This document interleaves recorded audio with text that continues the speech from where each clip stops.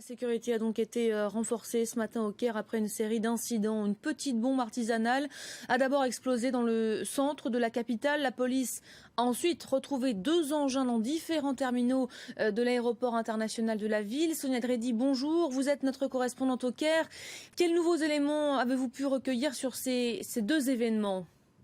Alors concernant les bombes artisanales retrouvées à l'aéroport du Caire, elles ont été désamorcées. La sécurité de l'aéroport est maintenant en train d'analyser les vidéosurveillances pour tenter de déterminer qui a posé ces bombes. Alors selon certaines sources, sur une note qui les accompagnant, il y avait écrit rendez-vous en mars. Donc on peut craindre une opération de plus grande ampleur prochainement, surtout qu'en mars se tient un très important sommet économique en Égypte, à Sharm el-Sheikh, et les départs se font du terminal 3 où ont été retrouvés les bombes ce matin. Une centaine de ministres et chefs d'État du monde entier seront attendus donc, à ce sommet de Sharm el-Sheikh.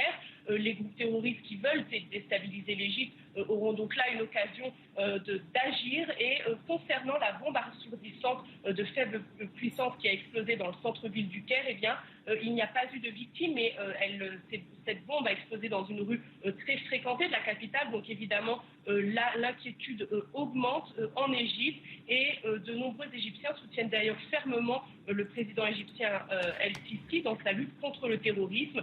Il a affirmé que l'Égypte ne renoncera pas face au groupe djihadiste, mais que la lutte sera longue.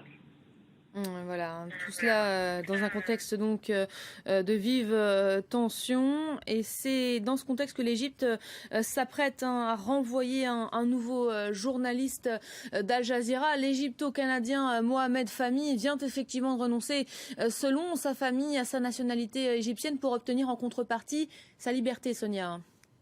Oui, c'est désormais officiel. Mohamed Fahmy a renoncé à sa nationalité égyptienne. Il est désormais plutôt canadien. Selon des sources proches du dossier, des officiels lui ont rendu visite il y a quelques semaines en prison. Ils lui ont dit que c'était sa seule option pour pouvoir bénéficier du décret présidentiel, un décret qui permet d'expulser les étrangers pour qu'ils terminent leur peine dans leur pays d'origine. Ses proches m'ont confié que ça avait été un moment difficile pour Mohamed, qui est resté très patriotique malgré son drame personnel, mais entre la liberté et renoncer à sa nationalité, eh bien, il n'y a pas de doute sur la décision à prendre, selon lui. Alors il devrait bientôt rejoindre le Canada, selon plusieurs sources, avec sa fiancée qui devrait prendre l'avion avec lui. Pour l'instant, on n'a aucune indication de temps, mais c'est également avec ce décret présidentiel que le journaliste d'Al Jazeera, Peter Grest, a été libéré ce dimanche.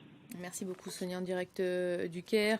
On apprend par ailleurs d'Al Jazeera, donc la chaîne qui emploie les 3 journalistes, que Mohamed Fahmy devrait être libéré dans les heures qui viennent.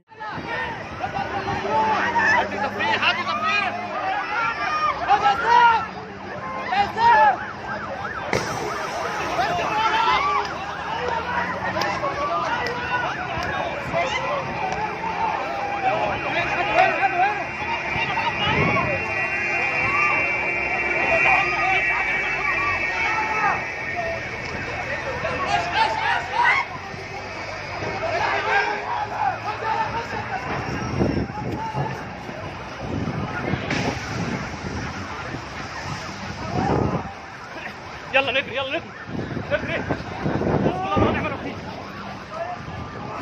ولاد الوسخه بتوع المكافحه المدنيه.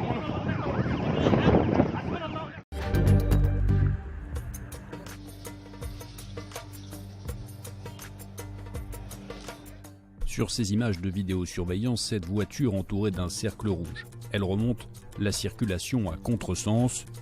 Quelques instants plus tard, une violente explosion retentit. Selon les autorités, le véhicule rempli d'explosifs vient de percuter 3 autres voitures. Cet homme a eu de la chance, il n'a que quelques blessures.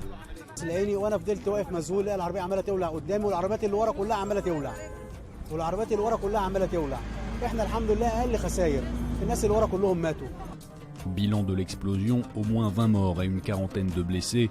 Les autorités ont d'abord annoncé qu'il s'agissait d'un accident de la route. Elles qualifient désormais l'incident de terroriste. L'attaque a eu lieu près de l'Institut de cancer du Caire, mais la police affirme que l'hôpital n'était pas ciblé. Les explosifs devaient servir à une autre attaque dans un lieu encore inconnu des autorités. C'est l'attaque la plus meurtrière dans la capitale égyptienne depuis 2 ans. Le ministère de l'Intérieur accuse un groupuscule proche des frères musulmans, une organisation interne.